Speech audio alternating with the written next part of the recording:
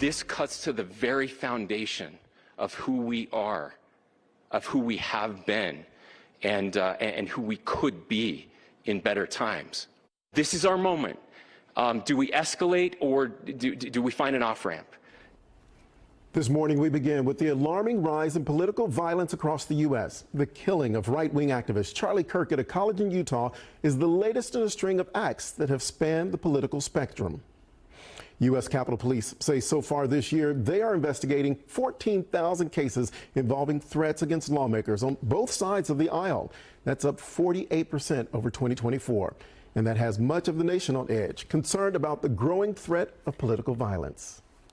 I'm Vince Sims from NBC5 sitting in for Phil Prazen. Thanks for joining us. And I'm Gromer Jeffers, political writer with the Dallas Morning News. Joining us this morning, political strategist Vinny Minchillo. Vinny, welcome back to the show. Thank you. We want to start off talking about political violence. What do you think may be behind this and causing so much of the increase? Look, it's hard to say. I think it's a lot of factors. You know, every cycle it seems like the rhetoric ramps up more and more, and you have a lot of campaigns that are practicing outrage politics. Can I get my people more angry and more outraged so they'll go and vote for my candidate or my issue? That's a dangerous game.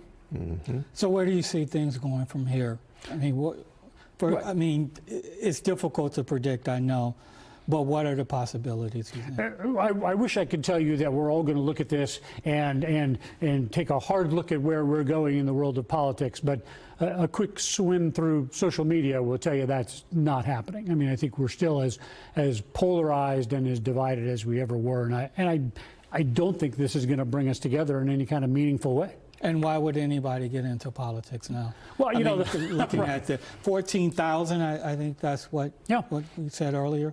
And that's a scary thing that we're always going, gee, can we get more smart people to be candidates and to run for office? And it's like this is now yet another barrier to keep smart people out of politics. Do you think there's any way to stop it or to change it?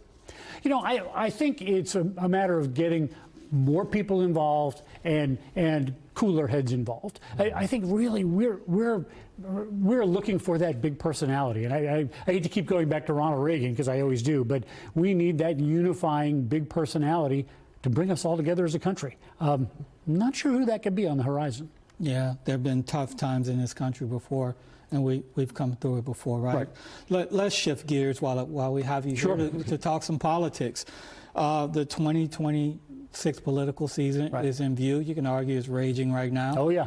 How do you see the big Texas race, the race for Attorney General? Let's talk about the Republican side now. John Cornyn versus Ken Paxton. Well, yeah, and that U.S. Senate race, that is already fast and furious, and it's been it's been a real surprising race. When that opened up, the first polls had Senator Cornyn down. One poll had him down by 22 points. And so the Cornyn people have spent, I think, $14 or $15 million over the summer trying to close up those numbers, and they've done it. They've gotten that race to within margin of error or a single digit. I don't know if I'm panicking over at the Paxton headquarters, because he still has to. He hasn't spent as much, right? Right. So they've just started getting in this week with some of their folks, but those numbers all moved. So it's probably some anxious times for the Paxton folks, but we'll see what they've got up their sleeve. This is going to be a tough race.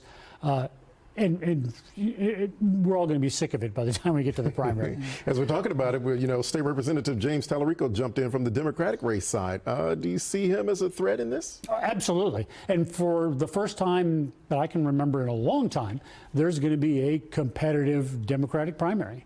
And I think between Colin Allred and James Tallarico, that's a real election over on that side. So that's going to be something to watch too. And the Democrats are excited because they feel like if Paxton wins on the Republican side, they've got a chance to win, and the polls would back them up on that. Yeah. What else are you watching? Are there a lot of the AG race? Obviously, Texas AG race. AG race, where we have a competitive ag commissioner race of all things, but really going to be watching these new congressional seats that are drawn on redistricting. How do you see that playing out? Republicans want 5 seats if these maps hold. Right. But is there really 5 chances out there for victory? Because the Valley seems to be sort of tight races there. Always tight races down in the valley, and always going to be competitive. But I think it's possible. I think if you look at the numbers from 2024, from the presidential election, you have a chance to keep those Republican seats and pick up all 5. It's going to be tough, and the one thing that's going to determine it is the economy. Is how do regular people feel when they go to the grocery store, when they go to the gas station? What role will Trump play in the 2026 election? He's not on the ballot. Right. Last time in 2018, he was president, not on the ballot.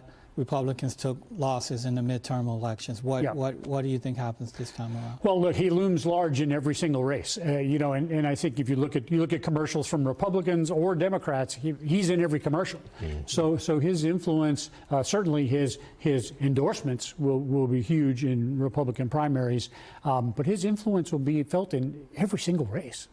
All right, Vinny, thank you very much for joining us. Thanks for having me.